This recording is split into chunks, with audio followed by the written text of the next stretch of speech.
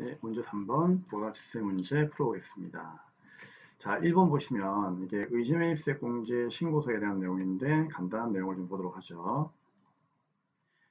의지매입세 공제 신고서는 이 일반 거래자가 면세가 되는 농축수임산물을 가공해가지고 과세지와나 용역을 공급하는 그런 사업자에 적용되는 거죠.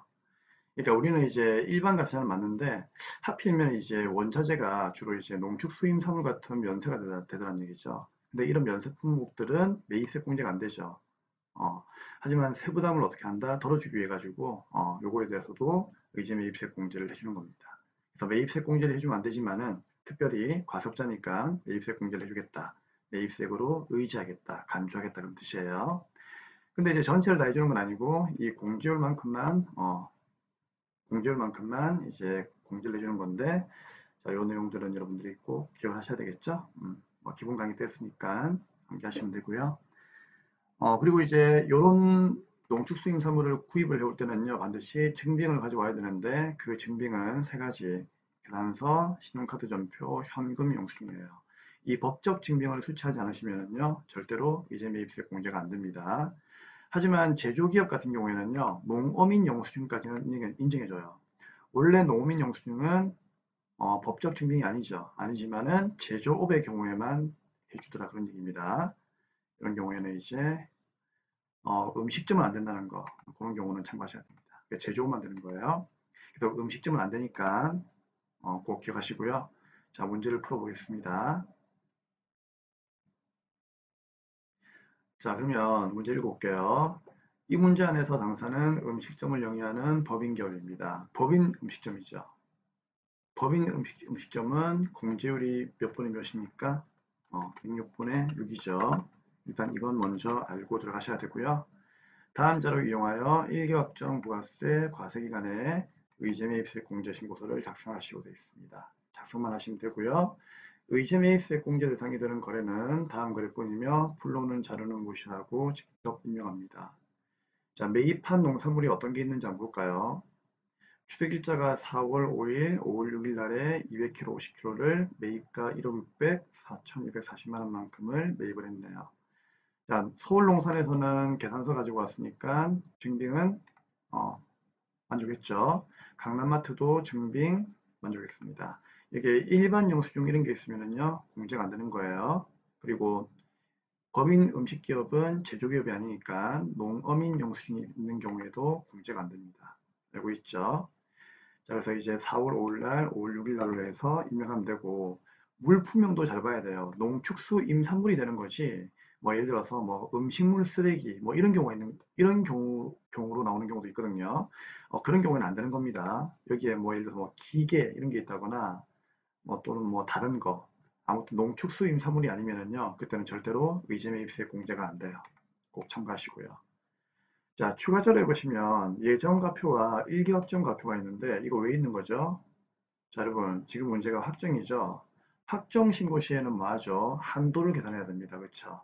그래서 일기 예정, 일기 확정, 이제 6개월치의 의제 매입세액을 다 구해가지고 일기 예정 때 의제 매입세 공제 받은 거 빼고 그 나머지를 확정꼴로 정산을 해야 되겠죠. 그래서 정산을 해야 되기 때문에 이 자료가 나와 있는 거예요.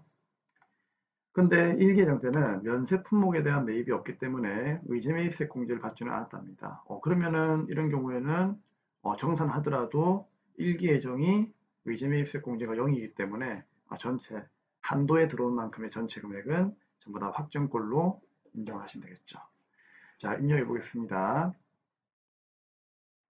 자, 전산에 의제 매입세 공제 신고서로 가시면 되고요. 잠시만요.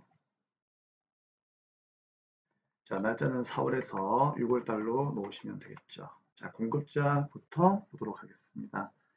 자, 첫 번째 공급자는 서울농산이죠. 4월 5일 날 농산물 사왔고 수량은 200kg죠. 자, 그러면 공급자는 서울농산, 주일자가 2019년도 0405고요. 증빙이 계산서였죠. 물품명은 농산물이었고요. 수량이 100kg였습니다. 매입가액이 얼마인지 한번 볼까요? 200kg였구나. 자, 매입가액은 1억 600. 그쵸? 여기다가 1억 600을 적으시면 돼요. 그럼 공제율은 106분의 6이죠. 법인 음식점이니까. 네, 이런 식으로 해서 이제 밑에 있는 거래처도 적어주시면 되겠죠. 자, F2 누르고 강남마트가 되겠네요. 휴대일자는 2019년 0506이죠. 문제 보고 계시죠? 증빙이 신용카드라고 되어 있죠, 문제. 그 다음에 품명은 농산물, 수량은 50, 매입가액이 4,240만원, 공제율은 3번에 106분의 6 이렇게 적으시면 되겠습니다. 자, 그대로 이제 쌤이 적은 거예요. 그쵸? 자, 이렇게 하니까 이제 106분의 6을 곱해가지고 나온 의지매입세액은 토탈 840이죠. 그러니까 서울농산 강남마트한테 사온 금액이 1억 4,840만 원인데 그 중에 106분의 6이니까 840만 원만큼이 의지매입세액이 되는 겁니다. 자, 그러면 이제 이렇게 끝나는 게 아니고요. 예정이라면 이걸로 끝이죠. 근데 확정이기 때문에 밑에 한도를 계산해 주셔야 되겠죠. 자, 한도 계산할 때는 이 부분, 이 부분, 이 부분을 잘 입력을 해야 되겠죠. 자, 과표 예정가 확정 보겠습니다. 아까 추가적으로 확인했죠. 1기 예정 때는 1억 4천, 1기 확정 때는 2억이죠. 그럼 여기다가 1억 4천에 2억을 넣으시면 되고요. 그럼 예정 확정 우리 매출액이 전체 3억 4천만 원만큼이 3억 4천만 원만큼이 과표가 되는데 여기에 40% 40%만 의제 매입세 공제가 되는 거죠. 그래서 우리가 매입한 금액은 1억 4,840만 원이지만 한도에 40% 걸렸기 때문에 1억 3,600만 원에 대해서만 의제 매입세 공제가 되는 겁니다. 어쩔 수 없죠. 그러면 1억 3,600이 이제 한도에 걸렸으니까 공제 부산 금액은 1억 3,600이에요. 자, 단기 매입액은 이제 확정가에 들어오기도 하지만 예정가에 있다면 예정가도 여기다 넣어 주셔야 되는데 예정때 매입한 부분이 없다라고 있기 때문에 맞죠? 없다라고 있기 때문에 여기에는 확정가만 넣어 주시면 되겠습니다. 예정가에 있다면 더해가지고 넣어 주셔야 돼요. 그러면 대상 금액은 1억 3,600이고 거기에 다시 106분의 6을 곱하니까는 769만 8,113원이 의제 매입세 공제가 되는 거죠. 하지만 예정 때는 공제받은 금액이 없기 때문에 여기는 그냥 0으로 놓으시면 되고요. 결국 1기 확정 때 의지 매입세 공제가 되는 금액은 769만 8,113원이 되겠습니다. 여기까지가 끝이에요. 자, 그리고 이제 그 한도, 우리가 확정되는 한도를 구해야 되기 때문에 한도 나올 때 입력하는 이 부분을 꼭 여러분들이 참고하셔야 되는데 그림으로 보여드릴게요. 네, 한도를 구할 때는요, 항상 첫째보다 과표, 요 부분 입력하는 거 잊지 마시고요. 그 다음 두 번째는 단기 매입액. 여기도 예정 확정 거, 여기도 예정 확정 6개월치를 다 합해서 입력을 하는 거예요. 그리고 나서 여기에는 예정 때 이미 공제받았던 의제 매입세액을 넣어주시면 됩니다. 요 세 칸은 한도 구할 때 입력을 하면 되는 칸이니까 요 세 칸만 여러분들이 확실하게 기억을 하시면 되겠습니다. 네, 의지매입세 공제 신고서 작성을 다 했고요. 빠져나오시면서 저장하시겠습니까? 예, 완료되었습니다. 누르시고 이제 2번 문제 풀이를 하도록 할게요. 네, 2번은 다음 자료를 이용하여 제조업을 영위하는 문경전자의 이규확정 부가세 신고서를 작성하시오라고 되어 있습니다. 부가세 신고서 외의 서류 작성은 생략하고 기존에 입력된 자료는 무시할 것. 자, 매출 자료부터 입력을 하도록 할게요. 자, 일단은 2기 확정이니까 부가세 신고서 2기 확정 10월에서 12월로 가야 되겠죠? 10월에서 12월까지 놓으시면 되고, 자, 하나하나씩 차근차근하게 여러분들 입력하시면 돼요. 첫 번째는 전자세원계환서 발급 매출액이죠. 2억 5천 부가세 별도. 어디에? 매출의 세원계환서니까 1번에 가면 되겠죠. 2억 5천에 2,500. 두 번째 신용카드로 결제한 매출액이죠. 부가세 포함되어 있네요. 그러면 5천에 500 적으면 되겠죠. 어디에? 3번에 가시면 되겠죠. 신용카드 5천에 500. 3번에 내국 신용장에 의한 제품 매출 영세율 세원계환서를 발급했죠. 자, 3천만 원만큼을 몇 번에 적으면 되겠습니까? 매출의 영세 세원계환서 발급분 5번에다가 3천에 0 적으시면 되고요. 4번의 수출 신고 필증 및 선화증권에서 확인된 수출액은 직수출이죠. 자, 350이 있는데 얘는 0세에다가 기타 6번에 350 넣으면 되겠죠. 직수출은 0세로 세운계산서를 발행하지 않으니까. 그래서 매출액은 여기까지만 4가지를 입력하시면 되는 겁니다. 자, 이제 매입액을 넣을 건데요. 자, 매입액은 5가지가 있네요. 세운계산서 수치분 일반 매입이 있는데 공급가액은 1억 5천에 1,500이죠. 그쵸? 그럼 얘는 이제 일반 매입의 세운계산서 수치니까 매입세액의 세운계산서 수치 10번 가시면 되겠죠? 얼마였습니까? 1억 5천에 1,500이죠. 자, 그리고 이제 이번에 세운계산서 수치분 9인승 업무용 차량 매입 여기에다가 별표 치세요. 아주 중요합니다. 위 1번 한가는 별개이네요. 공급가 3,500에 세금 350. 우리 자동차는 고정자산이죠. 그래서 고정자산은 조기환급이 되니까 매입세액의 세운계산서 수치분의 고정자산 매입으로 가가지고 입력을 하셔야 돼요. 얼마입니까? 네, 3,500에 350만원. 자, 근데 쌤 이거는 공제가 안 되잖아요. 그렇기 때문에 16번 공제받지 못한 매입세액 가가지고 불공제 매입세액으로 넣어야 되는 거 아닙니까? 절대 그렇게 하시면 안 되죠. 얘는 매입세액 공제가 됩니다. 공제가 된다니? 무슨 소리죠? 자, 쌤 여기다 필기 좀 해도 괜찮죠? 우리 불공제 매입세액의 그 차량은요, 개별 소비세 과세 대상 차량이죠.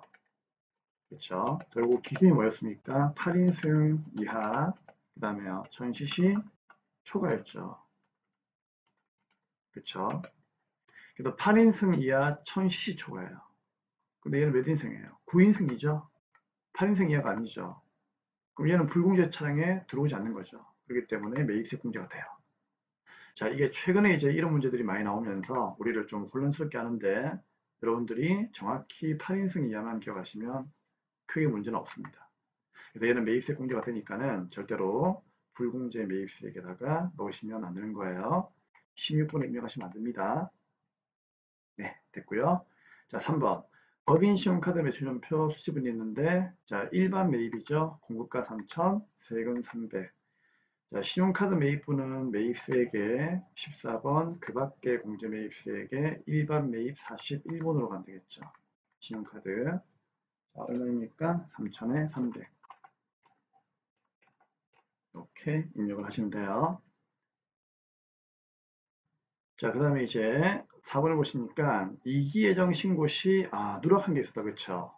그러면 이기예정 때 누락을 하는 바람에 얘는 매입세 공제 못 받았겠죠? 그러면 지금 받으면 됩니다. 그래서 확정 신고 때 여러분들 예정 누락한 거, 추가로 이제 넣어가지고 이제 신고하게 되면은요, 즉, 수정 신고하게 되면은 매입세 공제 가능합니다. 그래서 매입의 예정 누락분에 세관계한서로 가셔가지고요. 여기에다가 얼마? 1,000만원에 100만원만큼 넣으시면 되겠죠. 자, 하지만 얘는 누락이니까 우리가 좀 죄를 지었죠. 큰 죄는 아니에요. 그렇기 때문에 벌금을 내야 되는데 나중에 가산세 한번 고려해 주시고요. 가산세는 맨 마지막에 풀이하도록 하겠습니다. 자, 5번에 이제 이기예정 신고 시에 미환급된 세액이 있죠. 예정 신고에는 환급이 안 되니까 확정 때 환급 받아야 되겠죠. 그래서 예정 신고 미환급세액에다가 여러분들이 금액을 넣어주시면 됩니다. 얼마? 100만 원이죠. 자, 마지막으로 이제 기타, 당사는 홈택스로 직접 전자신고하고 있답니다. 전자신고는 예정신고 때는 안 되고요. 확정신고 때만 되는 거죠. 얼마? 10,000원씩 되는 겁니다. 그래서 1교 확정 때 10,000원, 2교 확정 때 10,000원, 1년에 20,000원입니다. 자, 전자신고세액 공제는 여기에 아무 때나 그냥 클릭하셔가지고요. 오른쪽에 54번 전자신고세액 공제에다가 10,000원을 넣어주시면 되겠습니다. 여기까지 문제가 시키는 건 다 했네요. 자, 그러면 이제 4번에 보시면은 예정 누락이 있기 때문에 우리가 가산세를 이제 계산하셔야 되는데 가산세는 여러분들 여기에 26번 라인이죠. 자, 결론부터 얘기 드리면 가산세는 없습니다. 참고로 가산세는 빈출만쌤이 안겨달라고 했죠. 5가지가 있는데 신납 명세기. 자, 신이 뭐예요? 신고 불성실 가산세. 예, 신고방식 관세가 없는 이유가 미납세액이죠. 미납세액은 매출세액이 현재 예정누락분이 없죠. 근데 예정누락분에 대해서는 이제 매입세액만 있죠. 그럼 매출세액에서 매입세액 빼면 마이너스이기 때문에 미납세액이 마이너스인 경우에는 관세가 없어요. 그렇죠? 당연히 이제 납부지연 관세도 없는 거고요. 그 다음에 이제 영세로 갚여 신고 불성립 관세. 수출 누락한 게 없죠? 뭐 세원기한서도 뭐 문제 없고요. 또 기타 빈출도 문제가 없죠. 그래서 여러분들이 뭐 솔직히 가산세는 현재 없다고 보시면 되겠습니다. 그래서 일반적으로 매입세액이 이제 우리가 누락이 된 게 있다. 매출세액은 누락된 게 없고 그러면 일반적으로 관세가 안 나온다고 보시면 돼요. 그래도 물론 뭐 나오는 경우도 있지만 뭐 그런 경우는 자, 그런 문제가 닥쳤을 때 우리가 또 풀이를 진행하도록 하겠습니다. 네, 됐습니다. 그러면 이상으로 우리는 부가가치세 신고서 작성 다 마감을 했고요. 네, 요 화면까지만 여러분들이 입력을 하시면 되겠습니다. 네, 이게 다시 빠져나오고 저장하시겠습니까? 예. 다음 원천징수 문제 풀어보도록 하겠습니다. 예, 5번에 1번부터 보도록 하죠.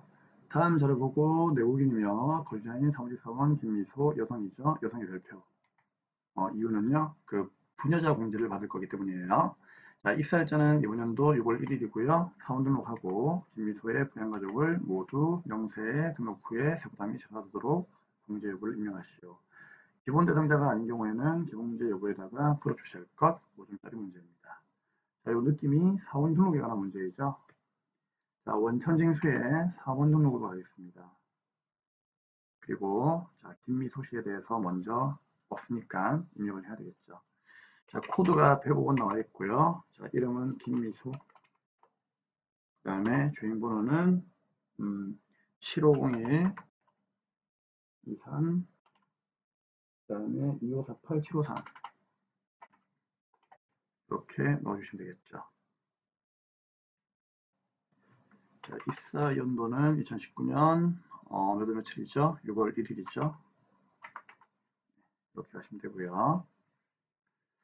자, 그 다음에 이제 내국인이고 사무직 사원이니까 생산직 등 여부는 필요 없고 주소가 안 나와 있죠. 그러면은 여기까지만 입력하시면 돼요. 다른 건 입력할 게 없으니까.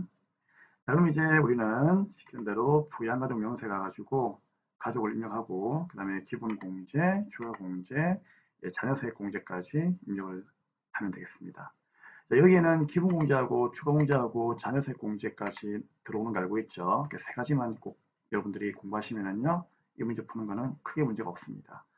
자, 가족은 여러분들이 다 등록할 수 있으니까 여러분들이 여기다가 등록을 먼저 하시고요. 쌤은 등록을 한 화면을 보여드리겠습니다. 화면을 보시면 쌤이 입력을 다 하였습니다. 자, 그럼 이제 지금부터 이제 풀이를 하도록 할게요. 자, 본인부터 가겠습니다. 본인은 무조건 기본 공제가 되죠. 그 다음에 이제 부녀자, 한부모, 경로우대, 장애인까지가 추가 공제죠. 자, 본인이 혹시 부녀자 공제가 맞습니까? 맞죠. 여성이니까 배우자가 있어요. 그러면 1번에 여 체크하면 되고요. 배우자 있으니까 한부모까지는 아니겠죠. 자, 경로우대 장애인 뭐 이런 쪽으로는 나하고 관계가 없네요. 자, 박재민 이제 배우자입니다. 그렇죠? 자, 배우자는 일단 연령 제한이 없습니다. 그러면 소득이 있는지를 봐야 되는데 소득 금액이 300만 원 있죠. 100만 원 넘었다. 그렇죠? 우리 소득 금액 제한은 100만 원 이하가 돼야 되고 그다음에 근로소득이 근로소득만 있는 경우에는 500만 원 이하가 되는 거죠. 그런데 배우자가 100만 원 넘었기 때문에 기본 공제가 안 됩니다. 그러면 기본 공제가 안 되면 추가 공제도 안 되고 그 다음에 나머지도 다 안 되는 거죠. 그 다음에 이제 김성우. 자, 김성우는 아버님이시네요. 자, 아버님.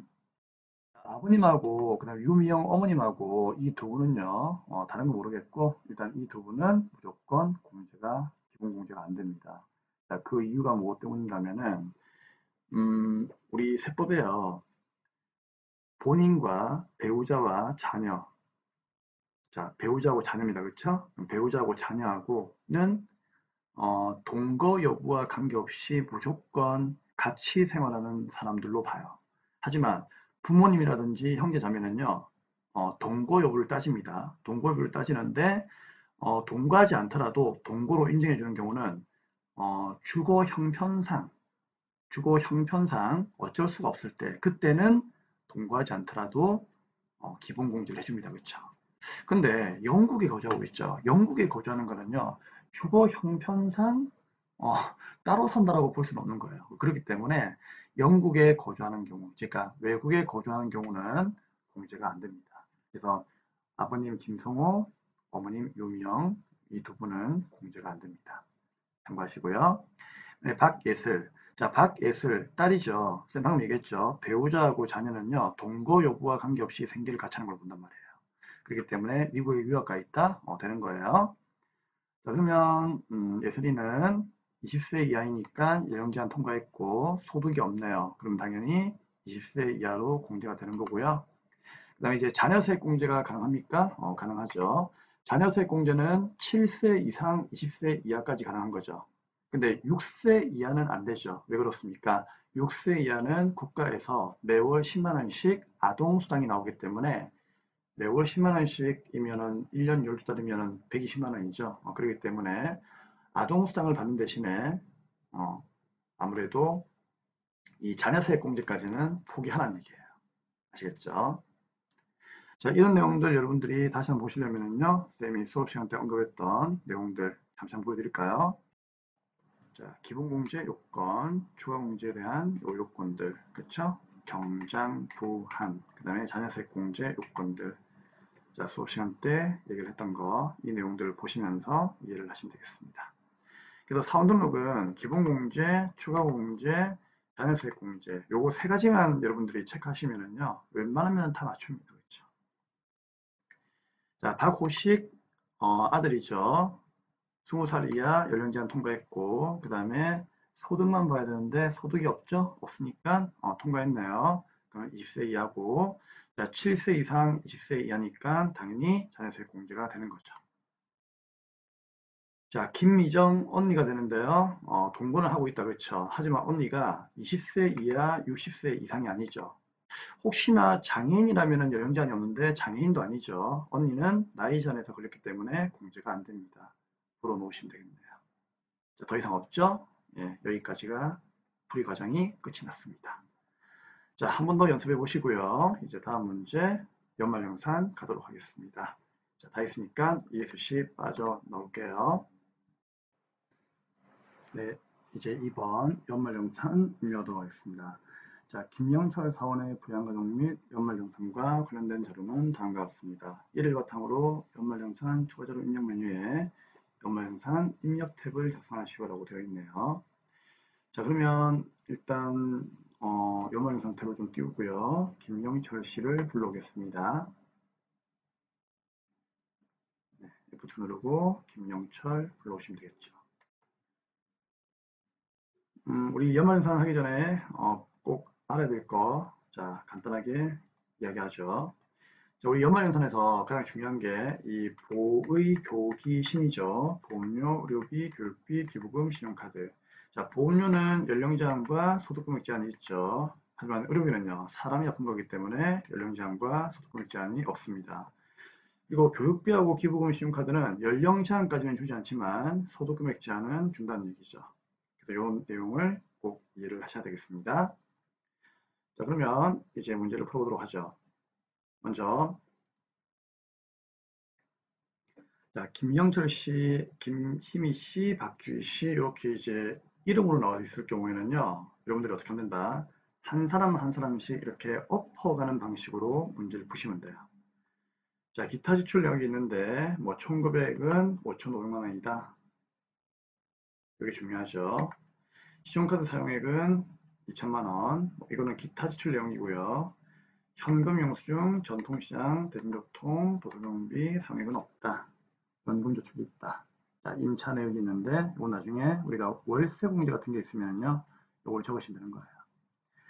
자, 그러면 김영철 씨부터 가도록 하죠. 자, 본인은 거의 웬만하면 다 공제가 되죠. 그래서 2019년도에 월세액이 420만 원이 현금 결제가 되었답니다. 그럼 월세 공제는 어디로 가면 될까요? 자, 여기에 월세 주택 임차 가면 되겠죠? 자, 임대인을 그대로 적으시면 되는데 방금 우리가 문제를 보니까 임대인이 요 밑에 나와 있죠. 이게 왜 이러지? 여운혁 씨가 나와 있죠. 자, 이걸 보면서 입력을 하시면 되겠습니다. 자, 여운혁 적으시면 되고요. 그리고 자, 주인번호는 78010312345667. 뭔지 보고 있죠? 자, 요 유형은 여러분들 아파트니까, 그쵸? 아파트 어디 있죠? 밑에 소재지 옆에 보면 나와 있죠. 아파트. 그래서 몇 번? 5번 누르시면 되고요. 주소는, 계약 면적은 85. 주소는 서울 종로구 보자동 이렇게 적으시면 되겠습니다. 자, 월세 기간은 2019년도 0601부터 2021년도 0531까지. 연간 월세액은 얼마입니까? 자, 방금 문제를 보니까 연간 월세액이 420이었죠? 420을 적어주시면 되겠습니다. 근데 이때요, 그 중복 정답이었거든요. 어떻게 본 사람들이 있었냐면은 이 월세액이 420이면, 그쵸? 이번 연도에 언제부터 살았습니까? 6월 1일부터 살았기 때문에, 그쵸? 그럼 이번 연도에는 6월 달부터 12월 달까지 420만 원만큼을 7번 낸 게 아니냐. 그래가지고 2,940만 원도 정답으로 인정을 해줬어요. 좀 말이 좀 애매모호한 바람에 2,940만 원도 인정을 해주었던 그런 문제였습니다. 하지만 월세가 글쎄요, 뭐 한 달에 420씩 내려면은 이 사람은 돈을 좀 더 벌어야 될 것 같은데, 그렇죠? 좀 애매모호하죠. 쌤 생각에는 420이 그냥 연간 월세액이 맞는 것 같아요. 그래서 420이 우리는 그냥 답이다. 그렇게 입력을 할게요. 자, 참고로 월세 공제는 여러분들 기억하세요. 총 급여액이 자, 무주택자이고 그 다음에 근로소득이 있는 자가 총 급여액이 연간 얼마 7천만 원 이하인 경우에만 월세 공제가 되는 겁니다. 만약에 총 급여액이 7천만 원 이하가 아니면은요, 7천만 원 넘어가면은요, 그때는 월세 공제 입력하시면 안 됩니다. 꼭 참고하시고요. 그 다음에 이제 김희미 배우자 보겠습니다. 자, 배우자는 계약자와 피보험자 모두 배우자로 하여 가입한 보장성 보험료가 있죠. 70만 원만큼을 현금으로 결제했고요. 자, 소득이 없답니다. 우리 보험료밖에 없죠. 보험료는 연령 제한과 소득 금액 제한이 있는데 배우자는 연령 제한이 원래 없죠. 배우자는 연령 안 보죠. 소득이 없으니까 공제 당연히 됩니다. 그럼 보험료에 가가지고 연말정산 입력에 오른쪽에 보험료가 하면 되겠죠. 보험료에 가가지고 금액이 얼마? 70만 원만큼 일반에다가 적으시면 되겠습니다. 자, 보험료는 여러분들 꼭 기억해야 되는 게 있죠. 뭐 저축성 보험은 공제가 안 되죠. 하지만 일반 보험은 공제가 됩니다. 자, 박주희 어머님께서 계십니다. 연령 제한 통과했고요. 현금으로 절에 시주한 기부금이 있는데 소득이 없으시니까 소득금액 제한도 통과했죠. 자, 기부금 공제가 됩니다. 절에다가 기부했으니까 종교단체로 가야 되겠죠. 근데 여기에서 아무 때나 그냥 기부금 라인에서 아무 때나 클릭을 하고 F2 누르시면 돼요. 그럼 종교단체 당해 기부금 여기에 가셔가지고 시주한 거 얼마? 네, 200만 원만큼을 이렇게 적으시면 되겠네요. 확인 누르시면 되겠습니다. 자, 장인께서 연령 제한 통과했고요. 장애가 있으시고요. 장인 어른의 질병치료비가 400만 원 있습니다. 신용카드 결제했고 소득은 없습니다. 그러면 소득이 없으니까 장인 어른께서는 소득금액 제한 통과했죠. 그러면 질병치료비도 공제가 되고 신용카드를 껐지만 신용카드는 의료비하고 중복 공제가 되죠. 그렇기 때문에 신용카드도 공제가 됩니다. 그러면 이제 치료비부터 한번 넣어볼 건데 우리 의료비는 61번이죠. 자, 의료비는 전액 공제가 되는 게 뭐가 있죠? 본장 65, 본인, 장인 65, 65세 이상 경무자, 난임, 시술비가 전액 공제가 되죠. 그리고 이제 의료비는 여러분들 해외에서 사용하거나 해외에서 의료를 받거나 또는 성형수술하거나 그쵸? 보약을 구입했을 경우에는 공제가 안 되는 거 알고 있죠.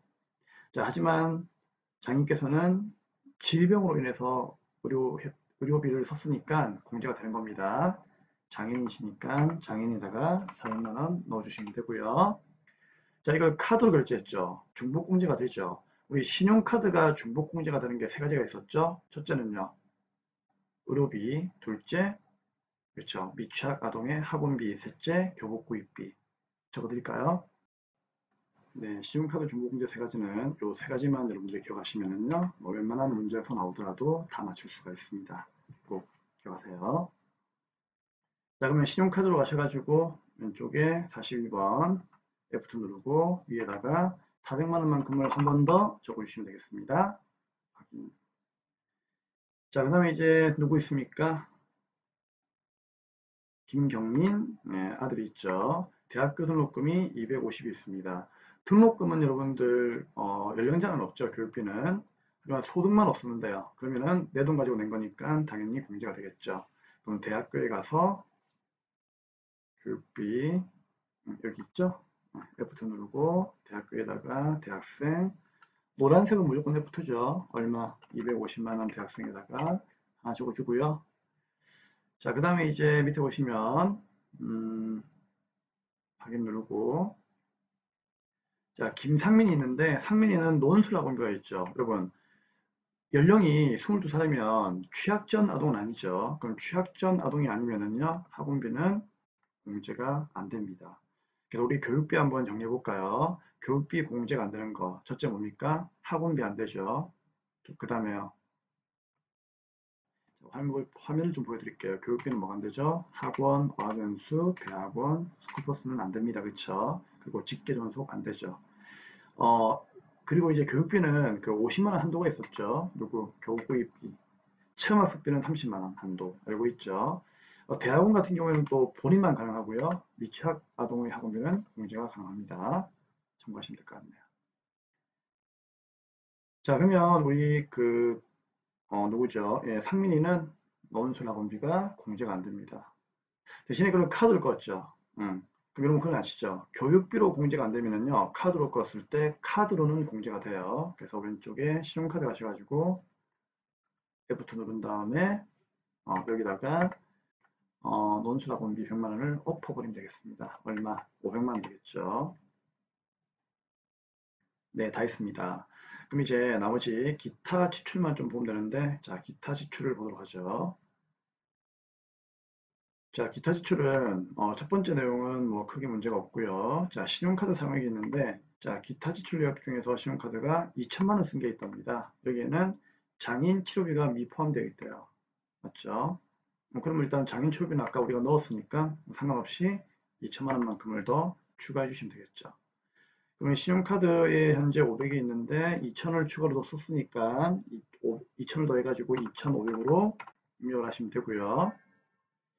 그 다음에 이제 네. 자, 그 다음에 이제 현금 영수증, 전통시장, 대중교통, 도서공비 상액은 없죠. 그러면 이거는 그냥 무시하시면 되고요. 자, 이때 우리 신용카드 그러면 다 했는데 신용카드가 2,500이죠. 자, 이게 정답이에요. 근데 이거는 그 당시에 복수 정답이었어요. 그 당시에는 그 답안에서 2,400도 맞다고 해줬어요. 좀 보여드릴게요. 예, 2,400 신용카드 사용 금액은 2,400도 맞다고 해줬어요. 왜 그런가 하면은 이게 이제 문제가 조금 이상한 거죠. 어떻게 이상해졌는가 하면은 이렇게 내렸네. 자, 여기 보시면은요. 위에서 우리가 카드를 쓴 게 볼까요? 질병치료비로 400을 쓴 게 있고요. 그쵸? 그리고 여기에서 논술 학원비가 교육비 공제가 안 되는 바람에 신용카드로 공제가 되었죠. 500이었죠. 선생님은 이제 이래 보고 있습니다. 기타 지출 여기니까 얘들은 빼고 그냥 얘들을 뺀 나머지 뭐 기타 지출이겠지. 그래 보았기 때문에 쌤은 그냥 2천만 원만큼을 별도로 넣어준 거예요. 여러분 그냥 쌤 따라오세요. 그렇게 하시면 돼요. 근데 이거는 이제 좀 오해 소지가 있었죠. 그렇게 안 보고 그냥 장애인 치료비 미포함이니까 장애인 치료비 미포함이니까 이 100만 원도 여기에 들어있는 거 아니냐 그렇게 보는 사람도 있단 말이죠. 그래서 이건 좀 애매모호하기 때문에 두 개를 복수로 정답을 인증해 주었습니다. 근데 쌤은 그냥 글자 따라갈게요. 기타 지출이니까 얘들을 제외한 나머지 기타 지출이겠지. 쌤은 그렇게 보았단 말이에요. 그렇기 때문에 저는 500, 400과 100, 500과 요 2000을 더한 2500을 답으로 하겠습니다. 여러분도 그렇게 하세요. 자, 이제 연금저축이 있습니다. 200만원. 자, 얘는 어디에? 연금저축은 확인 누르시고 자, 여기에 가는 거 알고 있죠? 연금저축. 개인연금이란 말이 안 나와있으니까 그냥 연금저축에 가시면 돼요. 자, 은행은 F2 누르고 누구입니까? 자, 문제를 보니까 국민은행 돼 있죠. 그래서 국민은행으로 맞춰주시면 되고요. 자, 계좌번호는 212-902-367-62791. 납입금액은 얼마입니까? 200만원 이렇게 넣으시면 되겠습니다. 네. 자, 그 다음에 이제 누구 있죠? 예, 연금저축 외에는 이제 없죠. 아무도 없죠. 네, 다 했습니다. 이상으로 우리는 연말정산 수업도 마감을 하도록 하겠습니다. 자, ES10 빠져나오시면 되고요. 84회 전산세무2급 풀이 과정이 다 끝이 났고요. 이제 이론 남아 있는데, 자, 이론은 다음 강의에서 뵙도록 하겠습니다.